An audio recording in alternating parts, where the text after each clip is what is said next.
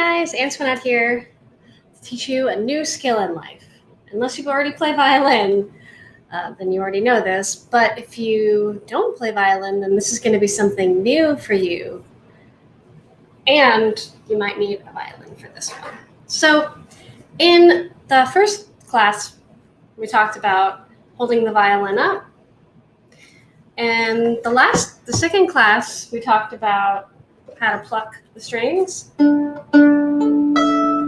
Last class, we talked about how to hold the bow. In fact, we did it on a pencil, right? We did this, quick recap. We did bunny ears, and then we opened that, still had the circle shape. Then we put it on the back of the joints, okay? And then we closed it, pinky rounded and on top, index finger, like so, on the second bone on the side. So now we're gonna put it together, we're gonna put it on the bow. So we did start to talk about this, but I want to show you some exercises because a lot of people's pinkies are weak. You have weak pinkies. You know why? Because you're a human being. That's right. We're not built with incredibly small pinkies. An important, what do you call this? Not appendage. An important little guy. But you got to strengthen it to play violin and honestly many other instruments as well. Piano, everything requires a fourth finger. I don't know, really. Maybe. Okay, so we know that your thumb is going to go half on the stick, half on the frog, black thing, frog. We know that your thumb is going to create a circle in between these two fingers in the middle, or can be lined up with the middle finger. So it's because I'm stalling because I'm thinking of, like, if you already know how to play violin, you know this is 1, 2, 3, 4. So I want to say in between 2 and 3 or by 2. Okay, pinky goes rounded. Now, when I was a kid, they told me, put your pinky on the screw, which was very wrong. I think I know why they said it. They said it because they didn't want my pinky in a bunch of other weird places, but for a very long time, I had this really weird bow grip where my pinky was totally locked like that. But you don't want that. You want to have a nice round pinky. Your pinky can be as close to the ring finger as it needs to be. It's okay. And then, of course, your index finger is relaxed on top. In fact, your whole hand should be at an angle.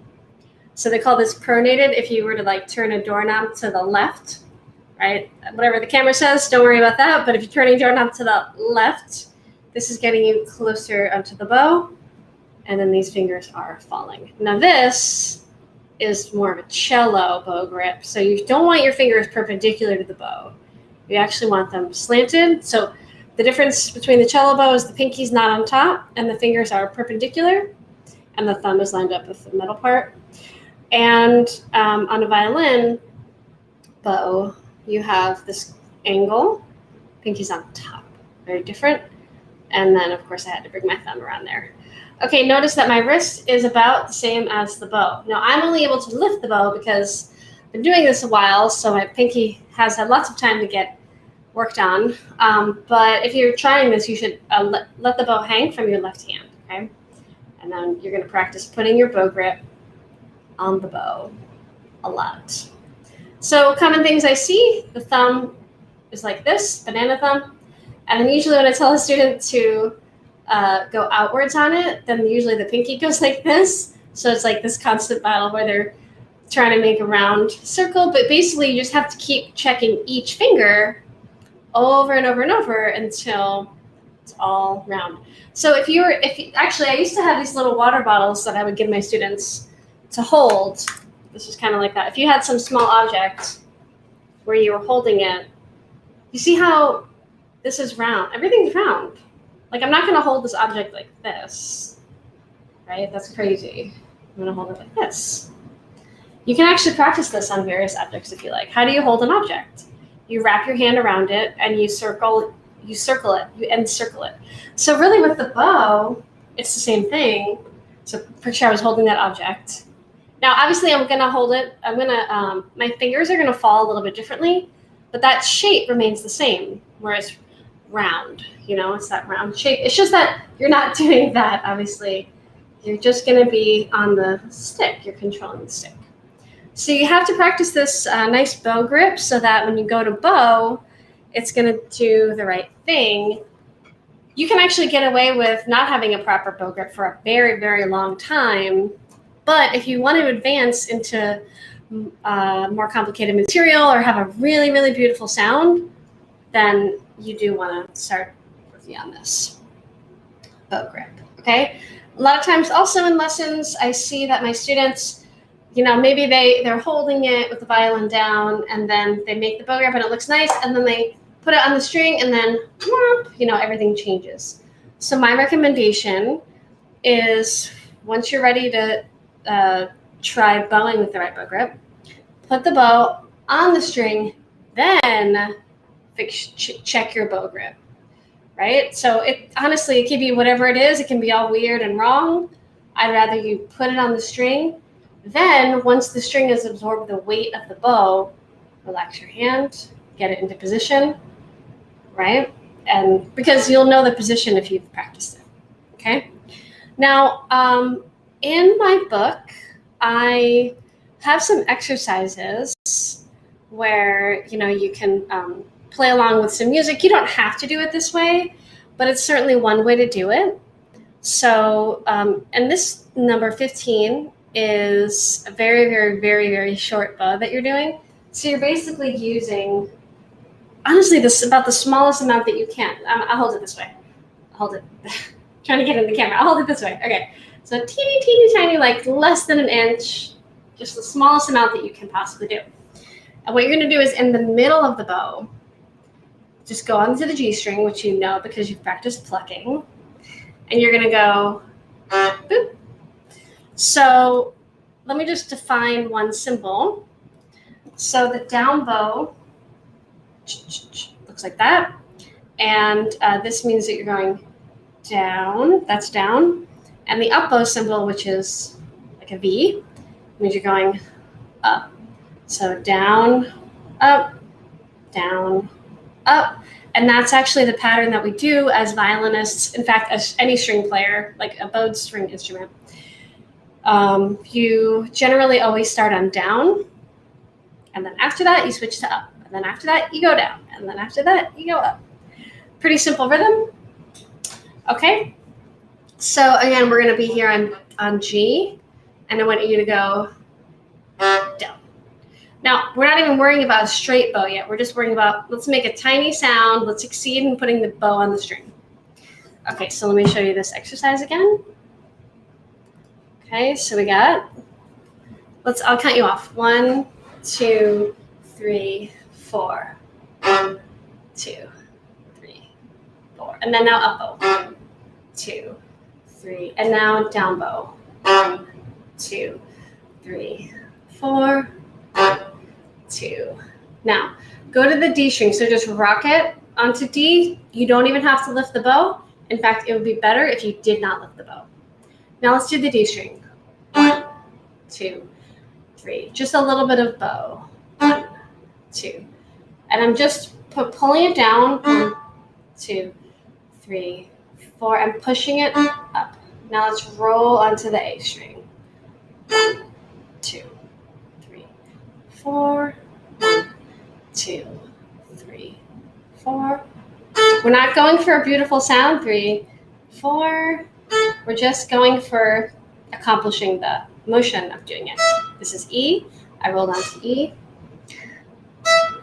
2, 3, 4. 2, 3, 4. 2, 3, 4. Done. Okay. Now at the end of the last measure, you'll see this guy right here. That's called the double final bar line. And that means you're done. Earlier in the first lesson, you had that plus 2 dots, and that meant you are not done. Go back to the beginning and repeat it to go through it a second time. Okay? So I want you to practice that. It doesn't even matter if you have the music, but I do want you to practice that. The book goes on to describe other exercises. I have this in a course on my website, nycviolinstudio.com, right here. You can easily find it on there. But let's keep talking. So the big question is, how do you bow straight Why do you bow straight? I can tell you this. I played violin for a lot of years before anyone told me I'm supposed to bow straight with the bow. I also didn't really know what that meant at first, so let me tell you what that means. So what that means is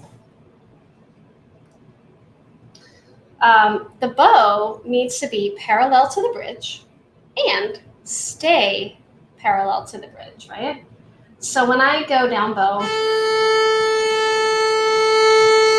it needs to remain parallel the whole time. And up bow, same thing. When I see a beginner, 10 times out of 10, this is what it looks like when they're bowing. Now, why is that different than what I just did? Well, check out the bow compared to the bridge. Is it parallel? No, it's not. So from here, I would correct it by pointing the tip away from my left ear like that. Or I could think of it as, I just came back to the other position. I could think of it as pulling the frog in, but I'm rotating. Of course, sorry, let's say I went like this. Okay, you can see that the bow is not parallel. So what I do, I would push out and fix that ankle. Nothing else changed, but see how my elbow is back here? So the first tip you should know is that when you're bowing, never pull your elbow back. Never pull your elbow back. Actually, here. So you'll know if you look in a mirror or in a camera, which is actually even better because you get a better angle.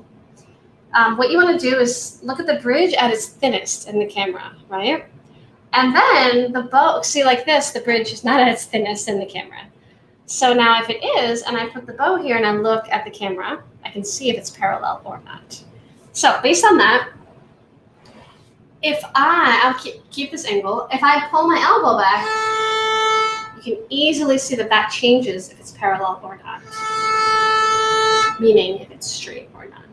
So I'm going to teach you how to do that. Now, you're welcome to simply try. 1 time out of 10, when someone simply tries, they do get it. That's a pretty magical moment. But for all the rest of us, I'm going to show you some tips so that you can do that yourself. Coffee, so good. Okay, by the way, if you're watching, please leave a little message or like to let me know that if this feed is even coming through. Trying again, one thing that's new. So I would love to know if it's working properly and it's helping you. That would be even better. Okay, so the first tip, this is I have 2 favorite tips, but one of them involves a second person. So if you can find a second person, this would be fantastic. My left hand is going to be the second person, okay? And in fact, for this instance, I'm going to use a shoulder rest because it's going to help me keep the violin up, okay? I personally don't really use a shoulder rest. I have a different setup. I'll go over that in another video. Okay, this will help me for this moment. It's half of the second person. Okay, so what I'm going to do is I'm going to put the tip of the bow on the A string, because it's a nice comfortable string. And person number 2 is going to hold the bow at the tip and make sure that the bow is parallel to the bridge, because if it's not, it's kind of defeating the purpose of this exercise. So person number 2 is holding the bow, and you, which you have the violin up, you have your bow grip on the bow. You're going to slide your hand up the bow like this, down, and up.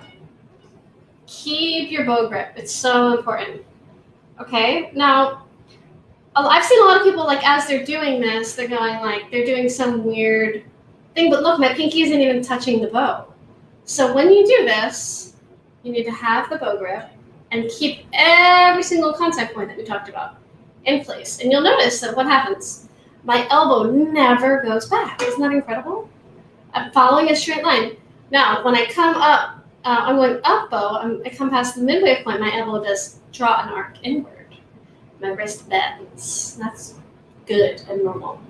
When I go down, my wrist kind of goes the other way, and my elbow comes in a little bit. This I found to be the #1 most effective, most efficient exercise by far. But in the age of COVID on the internet, the age of COVID internet lessons, I found this one a little bit more difficult because I would never expect an absolute beginner to know about holding it and keeping it straight and everything. So, yeah. Okay, so if you can't do that exercise, this is my second favorite one. So it's squares and triangles. I didn't make this up, but it's a great one. So here, when I'm in the middle of the bow, about the middle of the bow, you can see that this is basically a square. I mean, it's not a perfect square, I know, but it's pretty close, okay?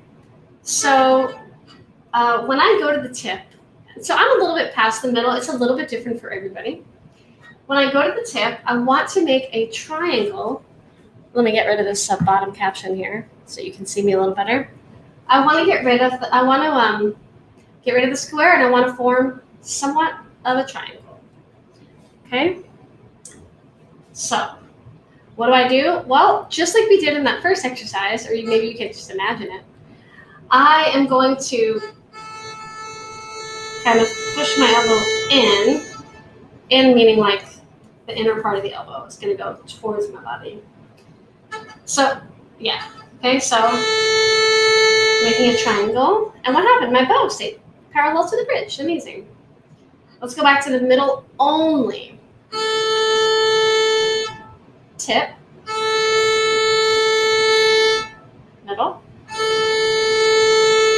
Now, yes, I do recommend practicing with a mirror, but it can drive you crazy, so be careful on that. Okay, so I don't want to take up too much of this video with taking you through it, so I'll just show you the next part, but practice that for sure.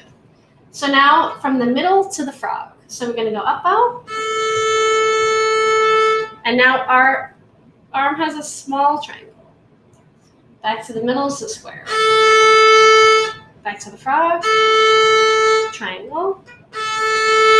Square. Again, you're not aiming for a perfect sound right now. You're just aiming to get the shape. Okay? So once you have the top half and then the bottom half, then you can start combining them. Start in the middle, go to the tip, down for a triangle, up for a square, and then keep going. Triangle. Square. Triangle. Square. Triangle. Now, if you were able to do the first exercise I told you, and then this one, you're going to be on a really good track. I would say if you practice with a mirror or a camera, don't do it more than, say, 40% of the time, because it'll drive you a little crazy because everything's in reverse. Just a little tip. Okay, so what else can I teach you? If you have any questions, now would be the perfect time to ask them. Let's see. We got bowing. Got a straight bow. I think that's pretty much all I meant to cover. Oh, yeah. So you know what? I'm going to leave you with a couple bowing exercises, hand-on bow bowing exercises to strengthen that pinky, because we know it needs strengthening. So few students come in with this very strong pinky. It always shocks me when they do.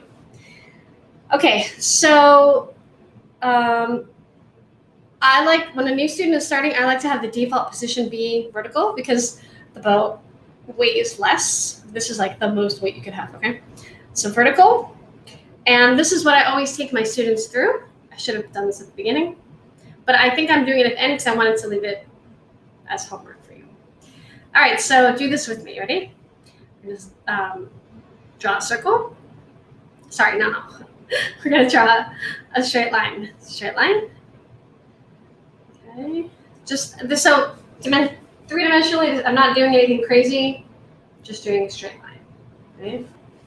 I'm not going out. Okay. Straight line this way, left, right. Okay, straight line, racket chip, up and down. The point of this is to just keep your bow grip while you're doing something with the bow. Okay? Now, let's do a circle. So again, this is just one-dimensional. I don't know. Does it make sense? Two-dimensional? It's two-dimensional. Okay, I'm not doing anything wild. Reverse. I notice that adults usually get this pretty fast. Sometimes I'll stop a student and say, wait, check your pinky. It's locked. And then they'll have to unlock it, round it out again. Okay? Let's continue with that circle in the other direction. Good. Then we do stir the pot. Right? Now this is finally three-dimensional stirring this pot with this bow spoon of mine. Okay, other direction. Again, this is just to get used to moving the bow while you have a bow grip on it. All right, even though it's called bow grip, don't grip onto it with your life. It should be actually a very loose hold. I'll leave you with maybe one last exercise at the end. Okay, so the next thing is windshield wipers. I have a very gradient approach to this. First, I want you to put the stick down. And I want you to go past horizontal and give it a few bounces. Now, where do you feel the pressure? If your bow grip is as loose as it should be, you should feel it on the index finger. I got this one from a friend and teacher, Allison Clare. She taught me this one. Now, if you have a very tight bow grip, you're going to say, I feel the pressure on all the fingers. Okay, and loosen up, relax, let it bounce, or make sure that you're past horizontal. And that's important. This pressure on the index finger translates exactly over to playing. And of course, the thumb will feel a little pressure too. Okay, now bring it vertical. Now, I want you to go the tiniest bit, hair down, maybe like 10 degrees. Make sure when you start, your pinky is round. Don't have it be locked, meaning check it and fix it. And then I want you to go down a little bit and then come back. Down a little bit, come back.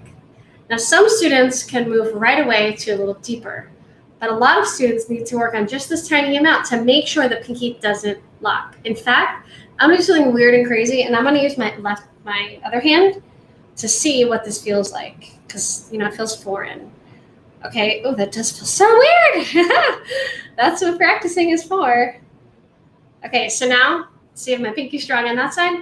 We're gonna go tiny dip, and then back, and a tiny dip, and this is to strengthen the pinky because it's all a balancing act, okay? Dip and back. Now I'm gonna go back to the regular bow hand, and I'm gonna go, so it might take a few days, it probably will take a few days to go lower and lower and lower and lower. That's a big time lapse to get to the point where you're holding the bow horizontally and your pinky is round and strong. Remember, you want to tap it. Okay, so from here, I'd like to actually advance it like this. Don't use your arm, use your wrist only. And a super advanced version of this I like to give my students is fingers only. It's honestly really advanced. Don't try this first. If you start with your wrist, that's fine. I wouldn't change anything. Okay, so super advanced version, pinky does the work. It's like a seesaw, right? Thumb is the fulcrum. Okay, now some students have very, very, very weak fingers. And if they're in my studio, I like to give them this little toy to play with, which is this little finger strengthener. Okay, this one's called the Can Do Digiflex Lite.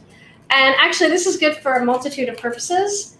If you have arthritis, actually, I have arthritis, so it's good general finger strengthener. This particular one you can lock, which is really nice, and you can focus. Say I want to focus on the pinky, I can lock everything else and go pinky, pinky, pinky. And once you feel comfortable with that one, you can move on to the next one. They're graded. This one's like 3 pounds. So when you do something like this, and you might have one of these at home already, they sell them for guitar too. So the goal is you want to try to get them to be squared, at least for violin. So you want all the knuckles bent. When you buy this, it comes with a little insert that tells you different exercises that you can do. Excuse me. Okay, so I find that a lot of students really get a good workout out of these. For the pinky, it's also good for general finger health. I had a personal trainer once tell me, Scott Hansen, such a good trainer in New York City. He said, your strength is only as good as your finger strength. Because if you're lifting weights, obviously. If you're lifting weights, you probably already know that. So don't take me as the authority on that. Okay, so I promised you I would show you one last exercise for the bow. And this is a tricky one because this is one you probably wouldn't have expected. It has to do with how strong your bow hold is. Okay, so what I want you to do is, you can be over a table or have your hand going or something. So you're going to drop this, but very meticulously. So I want you to put your bow grip on the pencil. Don't use the bow.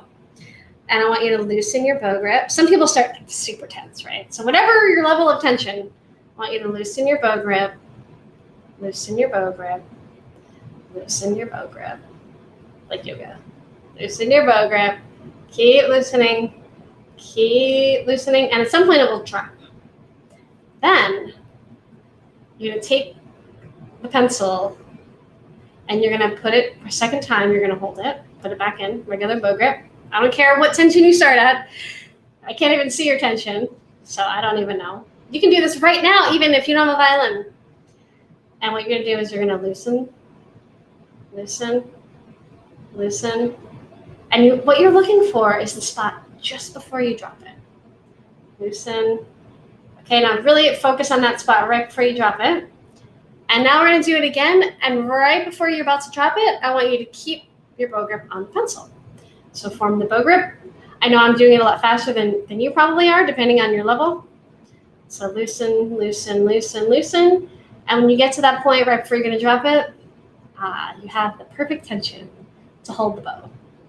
So ideally, you're not going to drop your bow, but even just the grip, the finger, the fingerprints on the fingers, that grip stuff, right? So even just the friction of your fingers against the stick is enough to hold the bow there. Because, you know why? Guess where the friction is? The friction is between the rosin on the hair and the string. You don't need to grip on the bow. It's gonna, look. You don't need any tension on this at all. And there are exercises too to get you bowing very, very lightly. Okay, we have a comment I'd like to answer. When the first time I hold my bow, was I grip my bow like holding a pipe, kind of hard for the first time. Yeah, so you got to be careful of that. The harder you hold the bow, the more intense your sound is going to be, not in a good way. So you want to, one thing you can do, and so in private lessons, of course, you address these things individually. But sometimes when I have a student who has a very, very tight grip, I'll have them relax certain fingers or even take them off the bow just to prove that your bow should be gliding across the string. Like, look, I need at least 2 fingers because the thumb is under the bow and the other finger is on top of the bow. I need something. It can honestly, I guess, be any finger, but the point is, it can be any finger. The point is to prove that you don't have to press. Oh, see, do you see that the distance of my hair to stick go away? You don't have to press, nor do you have to grip on for dear life, okay? Cool. Any other questions? I really like answering questions because it lets me know where you guys are at and what you're working on and how I can help. That's the whole idea. All right, cool. Well, this was fun. I hope I taught you something new. And I'm gearing up to teach some group lessons online. I normally do them in person, but it's COVID. Everything's online. So I'm kind of focusing more on more advanced students, but I want to be able to catch up absolute beginners and beginners as well. Plus, this bow stuff is something that really a lot of students need to work on unless they've been working with a private teacher for a very long time. A lot of times they do need to fix it. Though, sometimes I'm surprised by how great some bow grips are. There are some really good teachers out there, especially Suzuki teachers.